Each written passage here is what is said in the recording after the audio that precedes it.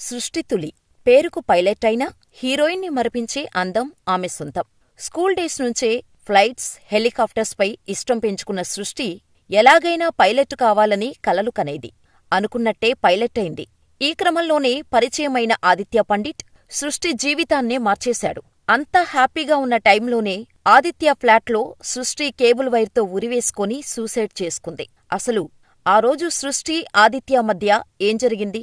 Suicide చేసుకుంటాను అనే message చేసినా ఆదిత్య ఎందుకు పట్టించుకోలేదు? ఆ 65,000 కోసమే గొడవపడ్డారా? ఆదిత్య బ్లాక్మెయిల్ చేసి డబ్బు తీసుకున్నాడా? Watch the story.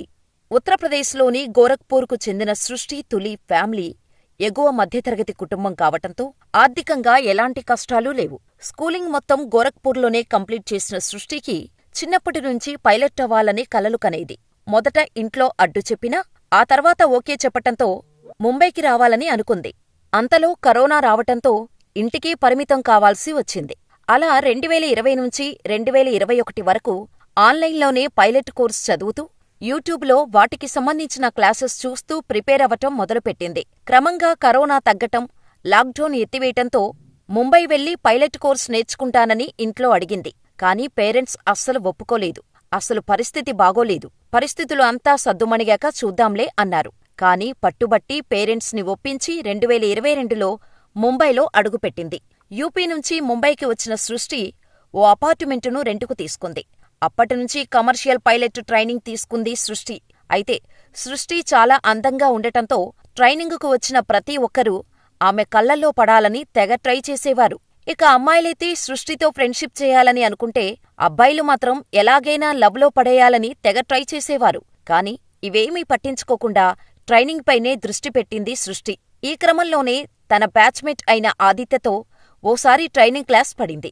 ఒకరు మెయిన్ పైలట్టుగా, మరొకరు కో పైలట్టుగా చెయ్యాలని చెప్పారు ట్రైనర్స్.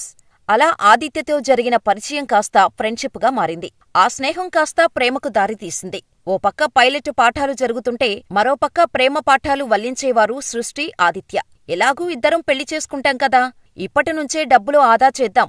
నీ ఫ్లాటుని ఖాళీ చేసి నా ఫ్లాటుకొచ్చేయ్, రెంటు కలిసొస్తుంది అని సృష్టికి చెప్పి ఒప్పించాడు ఆదిత్య.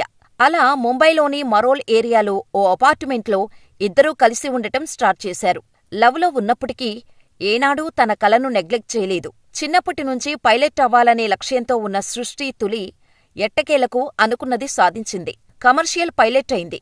కాని ఆదిత్య పండిట్ కమర్షియల్ పైలట్ ట్రైనింగులో ఫెయిలయ్యాడు. తను ఫెయిలయ్యాడనే కంటే సృష్టి అనుకున్నది సాధించింది. ఆడదాని చేతిలో ఓడిపోయాను అన్నట్టు ఫీలవటం మొదలుపెట్టాడు ఆదిత్య పండిట్. దీంతో చీటికీ మాటికి సృష్టితో కావాలని గొడవ పెట్టుకోవటం మొదలుపెట్టాడు. అప్పటివరకు తనలో దాగి ఉన్న మృగాన్ని బయటకు తీశాడు ఆదిత్య. కావాలని గొడవ పెట్టుకోవటమే కాకుండా సృష్టిని కొట్టేవాడు. అంతేకాకుండా సృష్టికి ఎంతో ఇష్టమైన నాన్ వెజ్ ను మానేయాలని ఒత్తిడి తెచ్చేవాడు. చికెన్ తినొద్దని, డబ్బులు కావాలని ప్రెజర్ చేసేవాడు. ఫ్రెండ్స్ అందరూ కలిసినప్పుడు అందరి ముందే తిట్టడం, నాన్ వెజ్ తింటుందని చులకనగా మాట్లాడేవాడు. అవమానాలన్నీ భరిస్తూ ఉండేది సృష్టి.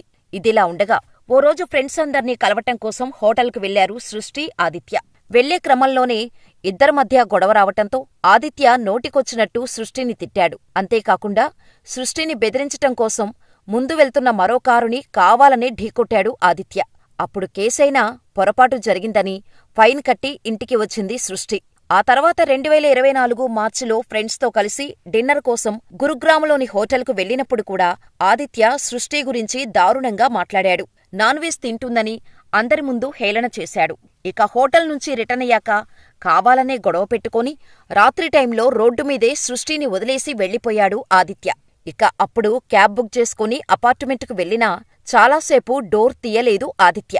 చివరికి ఎన్నోసార్లు సృష్టి ఫోన్ చేసిన తర్వాత ఏ అర్ధరాత్రో డోర్ని తీశాడు ఆదిత్య. ఇలా ఆదిత్య నిత్యం ఏదో ఒక రకంగా సృష్టిని టార్చర్ చేస్తూనే ఉండేవాడు. ఇక 2024 నవంబర్లో ఇద్దరి మధ్య పెద్ద గొడవ జరిగింది. ఢిల్లీ వెళ్లిపోతా, మళ్లీ తిరిగి వస్తానో రానో తెలీదు అని చెప్పి ఇండైరెక్ట్ గా సృష్టికి బ్రేకప్ చెప్పాడు ఆదిత్య. దీంతో సృష్టి ఆదిత్యను నిలదీసింది. కొన్ని రోజులు తనతో ఉండాలని, తన హ్యాబిట్స్ మార్చుకుంటానని బతిమాలింది. కాని ఆదిత్య మాత్రం అవేమీ పట్టించుకోకుండా మొండిగా కారులో ఢిల్లీకి వెళ్లిపోయాడు. అప్పుడు సృష్టి తులి ఆదిత్యకు వీడియో కాల్ చేసి ఆత్మహత్య చేసుకుంటానని బెదిరించింది. వీడియో కాల్లో ఉరితాడు చూపించినా ఆదిత్య మనసు మార్చుకోలేదు. క్షణికావేశంలో సృష్టి కేబుల్ వైర్తో సూసైడ్ చేసేసుకుంది. దీంతో కంగారుపడ్డ ఆదిత్య తిరిగి ఇంటికి వచ్చేసరికి డోర్ వేసి ఉంది. అయితే ఆదిత్య మరో మహిళా పైలట్ సాయంతో డోర్ ఓపెన్ చేసి చూస్తే మెడకు కేబుల్ వైర్ చుట్టుకొని ఉన్న సృష్టి కనిపించింది. కనీసం పోలీసులకు ఇన్ఫార్మ్ చేయకుండా ఆస్పత్రికి తీసుకొని వెళ్లారు ఆదిత్య, ఆమెతో పాటు వచ్చిన మరో పైలట్. అయితే సృష్టి అప్పటికే చనిపోయినట్టు డాక్టర్స్ చెప్పటంతో ఇంటికి ఫోన్ చేసి చెప్పారు. తన కూతురు 15 నిమిషాల ముందే తనతో మాట్లాడిందని, చాలా హ్యాపీగానే ఉందని, ఇంతలోనే సూసైడ్ ఎలా చేసుకుంటుందని సృష్టి తల్లి కన్నీరు మున్నీరైంది. ఆదిత్య వేధింపుల కారణంగానే సృష్టి చనిపోయి ఉంటుందని సృష్టి ఫ్యామిలీ మొత్తం నమ్మింది. సృష్టి చనిపోవటానికి 15 నిమిషాల ముందు తన తల్లి, అత్తతో ఉల్లాసంగా మాట్లాడింది. అలాంటి నా కోడలు ఆత్మహత్య చేసుకుంది అంటే నేను నమ్మను. ఇది ఖచ్చితంగా హత్యే. సృష్టి ఎంతో ధైర్యవంతురాలు. చిన్నప్పటినుంచి పైలట్ అవ్వాలన్నది ఆమె కల. కమర్షియల్ పైలట్ ట్రైనింగ్ తీసుకుంది. గతేడాది లైసెన్స్ కూడా వచ్చింది. ప్రస్తుతం ఎయిర్ ఇండియాలో పైలట్గా విధులు నిర్వహిస్తోంది. ఆదిత్య పండిట్ ఆమె బ్యాచ్మేట్.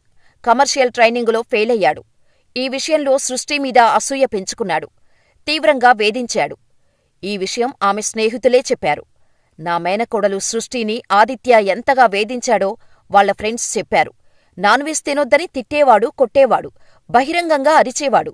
సమయం సందర్భం లేకుండా కారులో ప్రయాణించే సమయంలో నడి రోడ్డులో వదిలేసి వెళ్లేవాడు. ఏడుస్తూ తన రూముకు వచ్చేది. సృష్టి బ్యాంక్ అకౌంట్లను చెక్ చేశాం. ఆమె ఒక నెల స్టేట్మెంట్లో 65,000 రూపాయలు ఆదిత్య అకౌంటుకు పంపింది. డబ్బులు కావాలని ఆదిత్య బ్లాక్మెయిల్ చేసి ఉంటాడు అని సృష్టి మేనమామ వివేక్ తులి మీడియా ముందు చెప్పుకొచ్చారు. ఇదిలా ఉంటే సృష్టి తులితో ఆదిత్య చేసిన చాటింగును క్లియర్ చేసేశాడు. సృష్టి ఆత్మహత్యకు ప్రేరేపించినట్టుగా ఆరోపణలు రావటంతో చాటింగును పోలీసులు రికవరీ చేస్తున్నారు. ఆత్మహత్య చేసుకుంటే తాను కూడా సూసైడ్ చేసుకుంటానని ఆదిత్య సృష్టిని హెచ్చరించినట్టుగా పోలీసులు గుర్తించారు. కాని ఆమె అన్నంత పని చేసింది. ఆదిత్య ఫోన్ని పోలీసులు ఫోరెన్సిక్ నిపుణులకు పంపించారు. సృష్టి ఆత్మహత్యకు ముందు ఇద్దరి మధ్య దాదాపు 10-11 ఫోన్ కాల్స్ ఉన్నట్టు పోలీసులు గుర్తించారు. అంతేకాకుండా సృష్టి ఫోన్లో చాలా మిస్డ్ కాల్స్ ఉన్నాయని, అవి ఎవరు చేశారన్నది తెలియాల్సి ఉందని పోలీసులు చెప్పారు.